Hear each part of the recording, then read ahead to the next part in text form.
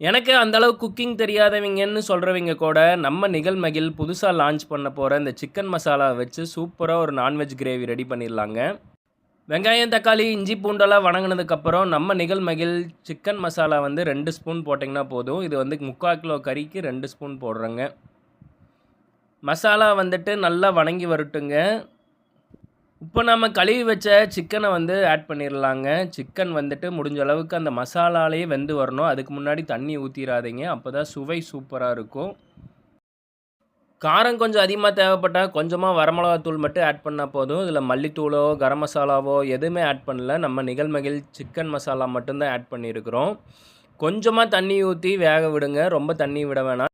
சிக்கனே தண்ணி விடுங்க. அதனால் தண்ணி கொஞ்சமாக ஊற்றுனீங்கன்னா போதும். சூப்பராக வந்துருச்சு.